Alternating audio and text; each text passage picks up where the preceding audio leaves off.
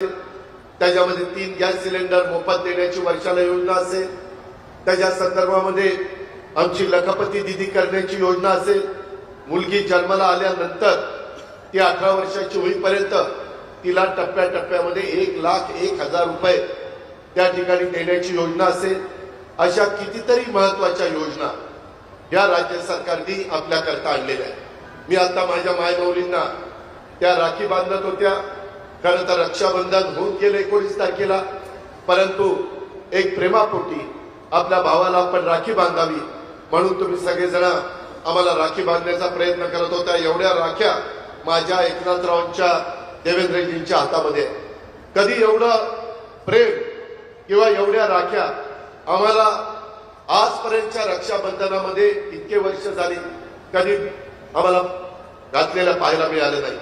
परंतु तुमचा उत्साह बघितल्यानंतर मी मायमाऊलींना विचारत होतो, तुला पैसे मिळाले का, तुमच्या अकाउंटला पैसे आले का? अनेक जण 60 ते 70% महिला मला सांगत होत्या की दादा आमच्या अकाउंटला पैसे आले, आम्हाला पैसे मिळाले। हे सगळं करत असताना यावेळेस गरीब वर्गाला पुढे आणण्याच्या करता महायुतीच्या सरकारने हा प्रयत्न केला। त्याच्यामध्ये कुठल्याही जातीचा, पातीचा, नात्याचा, गोत्याचा विचार केला नाही। समाजातल्या सर्व महिलांना, त्या कोणत्याही धर्माच्या, जातीच्या, पंथाच्या असो, एकही माझी भगिनी त्याच्यामध्ये वंचित राहता कामा नये, जिचं उत्पन्न 2.5 लाखापर्यंत आहे, अशा पद्धतीचा क्रांतिकारी निर्णय घेतला।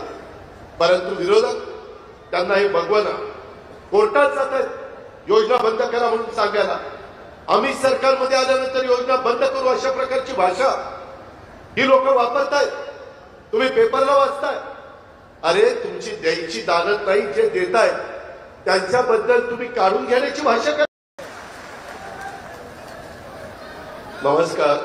आपल्या राज्याचे लोकप्रिय मुख्यमंत्री एकनाथरावजी शिंदे, उपमुख्यमंत्री देवेंद्रजी फडणवीस, पालकमंत्री दिलीपराव वळसे पाटील, केंद्रीय राज्यमंत्री, या भागाचं प्रतिनिधित्व करत असणारे प्रतापराव जाधव, डॉक्टर राजेंद्र शिंगणे, किरण सरनाईक, संजयराव गायकवाड, डॉक्टर संजय कुटे, संजय रायमुरकर, तसंच श्वेताताई महाले, आकाश कुणकर, चंद्रकांत पाटील, जैनसुख संचेती, नाझीर काझी, तुकाराम मोबरे पाटील, अनुजा सावळे, ओमसिंग राजपूत, सर्व माझे बांधव, पत्रकार मित्र आणि उपस्थित बंधू भगिनींनो, तरुण मित्रांनो, मला याची जाणीव आहे।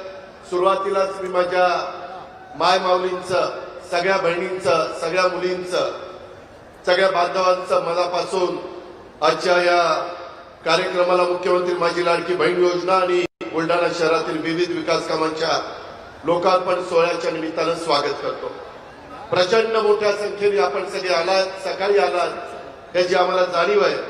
त्याच्यामुळं जेवढा लवकर आम्हाला उरकता येईल तेवढं उरकण्याचा आम्ही प्रयत्न करू। आज विदर्भाचं महाद्वार म्हणून ओळखल्या जाणाऱ्या माझ्या बुलढाण्याच्या ऐतिहासिक, सांस्कृतिक आणि पवित्र भूमीमध्ये महिला सशक्तीकरण कार्यक्रमाच्या निमित्तानं इथं आपण सगळेजण आलेला आहे। आपल्या सर्वांचे आराध्य दैवत छत्रपती शिवाजी महाराज, मी त्यांच्या स्मृतीला या सहकारी मित्रांनी छत्रपती शिवाजी महाराजांचा अश्वारूढ पुतळा महत्वाच्या चौकामध्ये उभा करण्याचं ठरवलेलं होतं। माहितीप्रमाणे महाराष्ट्रामध्ये कुठल्याही शहरामध्ये एवढ्या मोठ्या प्रमाणावर पुतळ्यांची संख्या आपल्याला पाहायला मिळणार नाही, ती बुलढाणा शहरामध्ये आपल्याला पाहायला मिळते।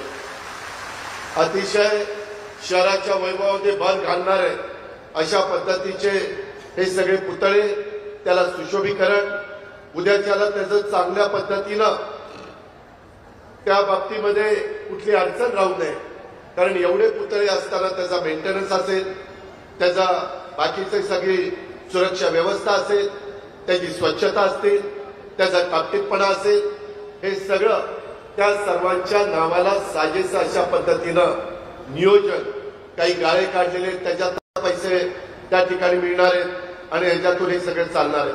माझी विनंती आहे माझ्या बुलढाणा जिल्ह्यातल्या तमाम सहकार्यांना, बुलढाणा शहरातल्या बांधवांना, जातीय सलोखा ठेवण्याचं काम, शिवशाहू फुले आंबेडकरांचा आदर्श त्यांच्याबद्दल तुम्ही काढून घेण्याची भाषा करता। काही महिला मला म्हणाल्या की दादा आम्ही 3000 रुपये आमच्या अकाउंटला आले, त्याचं राखी तयार करण्याच्या करता आम्ही साहित्य आणलं, दोरा आणि जे काही लागतं ते 3000 रुपयात, आणि राख्या केल्यानंतर आम्ही त्या राख्या विकल्या 3000 रुपयाचं वेगवेगळे साहित्य आणून राख्या झाल्यानंतर 20,000 रुपयाच्या राख्या त्या माझ्या मायमाऊलीने विकल्या। एवढा विश्वास त्या महिलेच्या मनात, तरी माझी मायमाऊली सुरक्षित पण राहिली पाहिजे आणि ती सबल आणि सक्षम पण राहिली पाहिजे। विरोधक आमच्यावर टीका करतात, अरे तुम्ही मायमाऊलींना ओवाळणी द्यायच्या ऐवजी तिला सुरक्षित करा। अरे सुरक्षित करण्याचा देखील काम आमचंच आहे, आम्ही कुठं म्हणतो नाहीये। आणि आम्ही शिवशाहू फुले आंबेडकरांच्या महाराष्ट्रामध्ये राहतो, त्याच्यामुळं जर यदा कदाचित एखादी विकृत एखादा नराधम चुकल्यानंतर त्याला फाशीची शिक्षा देण्याच्या करता देखील हे सरकार मागं पुढे बघत नाही, हा देखील खात्री मी या जाहीर सभेच्या निमित्तानं आपल्याला सगळ्यांना करतो। खूप काही आपल्याला करायचं आहे, आपल्या मुलींना आपल्याला शिकवायचं आहे। माझ्या बांधवांना 3 हॉर्सपॉवर 5 हॉर्सपॉवर 7.5 हॉर्सपॉवर तिथं वीज माफी दिली।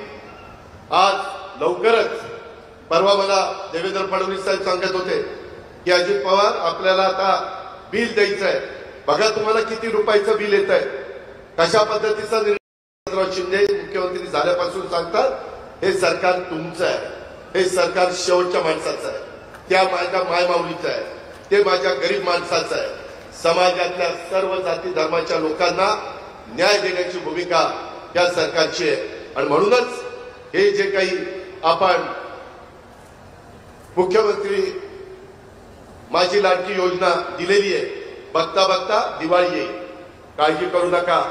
या योजना आपल्याला सातत्याने पुढे चालू ठेवायच्या, ते तुमच्या हातात आहे। तुम्ही म्हणाल कसा, उद्याच्याला विधानसभेच्या निवडणुका ऑक्टोबर नोव्हेंबरला होती, जर या योजना चालू ठेवायच्या असतील तर माझ्या मायभाऊंनी माझ्या बांधवांनी त्याच्यामध्ये धनुष्यबाण कमळ आणि घड्याळ ह्या कुणा जिथं असतील त्याचं बटन दाबा, या योजना पुढे 5 वर्ष चालू राहतील। हा अजित पवारचा वादा आहे, मी खोटं बोलणार नाही, हा शब्द मी मुख्यमंत्र्यांच्या साक्षीने देतो, मी शब्दाचा पक्का आहे। हा अजित पवारचा वादा आहे, मी खोटं बोलणार नाही। त्या कार्यक्रमाला येताना मला मुख्यमंत्र्यांनी सांगितलेलं होतं पुढचं आपल्याला त्या ठिकाणी पैसे द्यायचे। काल मी 4,600 कोटीच्या चेकवर सही करून आलोय, सातत्याने दर महिन्याला तुम्हाला हे पैसे मिळणार आहेत, उद्याच्या भाऊबीजेला पण ते पैसे मिळणार आहेत। तुम्ही काळजी करू नका, तुम्ही विरोधकांच्या भूलथाप्याला बळी पडू नका। लोकसभेच्या निवडणुकीच्या निमित्तानं त्यांनी चुकीचं सांगितलं, संविधान बदलणार, आरक्षण काढणार, सवलती काढणार, समान नागरिक कायदा आणणार, सगळं खोटं होतं।